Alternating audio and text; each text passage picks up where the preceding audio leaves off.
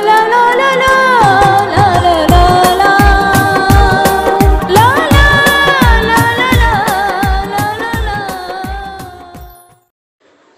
আলাইকুম, welcome back to my channel. I am Rubina Alamgir. আপনাদের সাথে একটি নতুন ব্লগ ভিডিও নিয়ে হাজির হয়ে গেলাম। অবশ্যই সবাই আমার চ্যানেলটি সাবস্ক্রাইব করবেন, লাইক করবেন, কমেন্ট করবেন, শেয়ার করবেন, আমার ভুল ত্রুটিগুলো ক্ষমা করে দিবেন।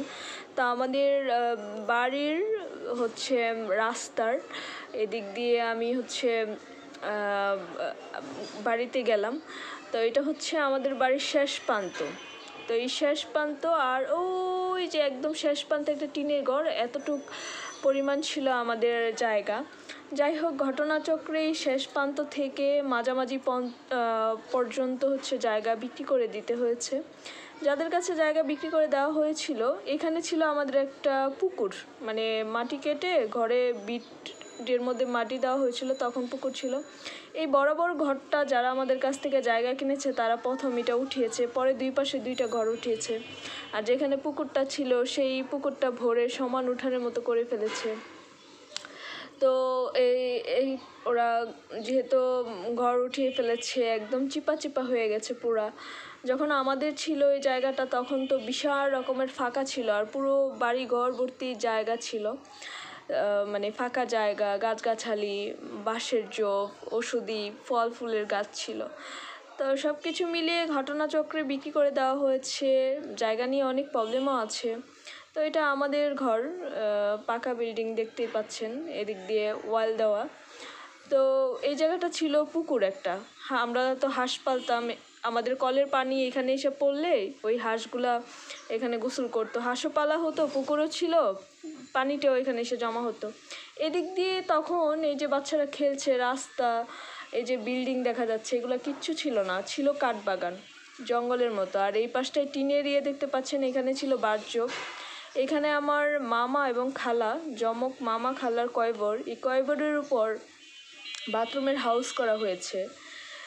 এটা পাশের বাড়ির হাউস, বাট ওইখানে ঝোপঝাড় দেখতে পাচ্ছেন, ওইখানে হাউস করা হয়েছে। এটা খুবই কষ্টর আর দুঃখজনক ছিল যে জায়গা বিক্রি করা হয়েছে কিন্তু কয়বর তো বিক্রি করা হয়নি। আর কয়বরের উপর তো কোনো মুসলিম টাঙ্কি করতে পারে না ময়লার।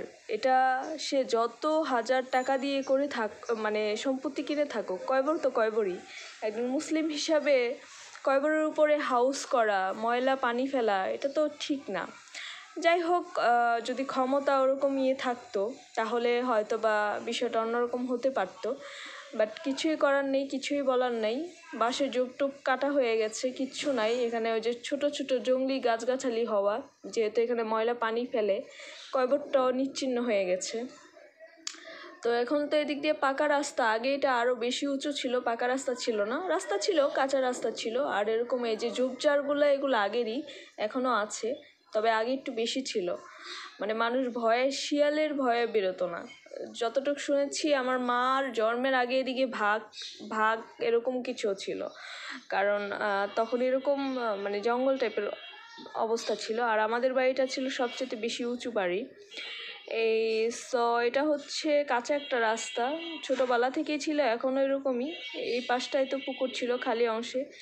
আর জায়গা বিক্রির পর পরবর্তীতে এই দুই পাশে দুইটা টিনের ঘর পরে করা হয়েছে, ওরা পায়খানা এবং গোসলখানা করেছে, এগুলো পরে।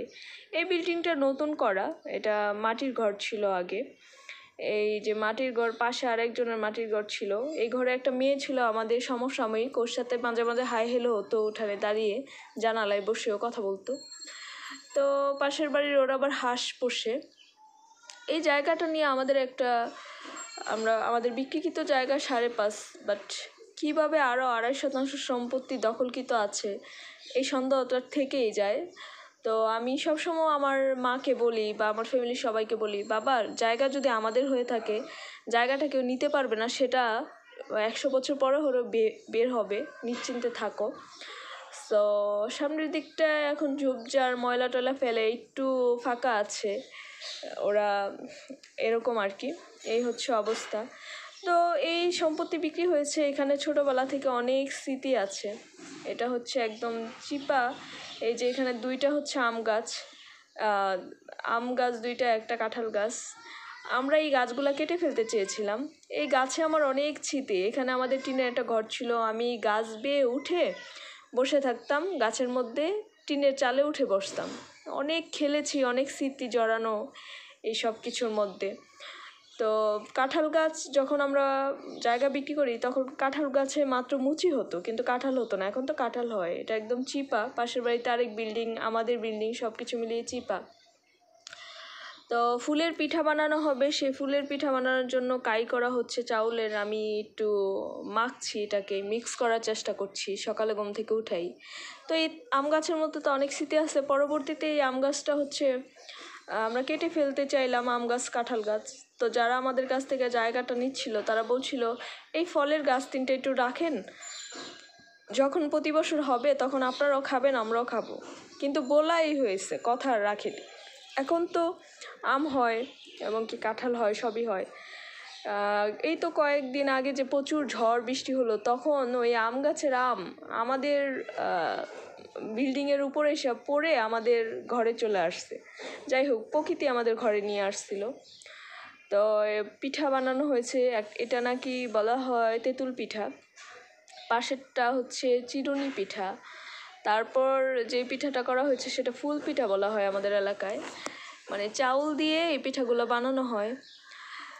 তো আমার এই ভিডিওটা করা হতো না, অনেকদিন ভাবছিলাম ভিডিওটা করব, আমাদের যে জায়গাটা বিক্রি করে দেওয়া হয়েছে কি অবস্থা, এটা করব করা হচ্ছিল না, ফাইনালি করলাম। তো করা হতো না, মানে পাশের বাড়িতে পিঠা বানানো হচ্ছিল, আমাদের জায়গাটা যে বিক্রি করেছি পিছন দিয়ে, এই পিছনের বাড়িতে আবার বিল্ডিং করলো, এই যে নতুন বললাম যে নতুন বিল্ডিং করলো, এই নতুন বিল্ডিংটা হচ্ছে আবার রাস্তা বরাবর করছে, এজন্য ওদের বাড়িতে পিঠা বানাতে গিয়ে আমাদের যে জায়গাটা আমরা বাড়ির পিছনে বিক্রি করেছি সেটা চোখের সামনে পড়লো। তো ভিডিও করার অপশন ছিল, এই জন্য ভিডিও করলাম, না হলে তো আমি ঘর থেকেই বের হই না, উঠানেই বের হই না, কী করে ভিডিও করতাম। তো ভিডিও এই জন্য করা হয়েছে। তো ফাইনালি পিঠা বানানো শেষ, ভিডিও করার একটা বিষয় ছিল, ভাবতাম ভিডিও করব না করলে আফসোস লাগতো, আমাদের এই জায়গাটা বিক্রি করেছি এটার একটা ভিডিও ধারণ করে না রাখলে। তো ভিডিও করলাম, এই আফসোসটুকু একটু খণ্ডালো। আর একটু মানে সব কথা তো আর শেয়ার করতে পারলাম না, যতটুকু সম্ভব শেয়ার করলাম, কখনো ওরকম সময় সুযোগ হলে শেয়ার করব। প্রচণ্ড গরম, এই গরমের মধ্যে তো তরমুজটা একটা বিষয়। আবার রমজান ছিল, সো ঘরে তরমুজ ভাঙ্গি ঠান্ডা এটা সেটা থাকতোই।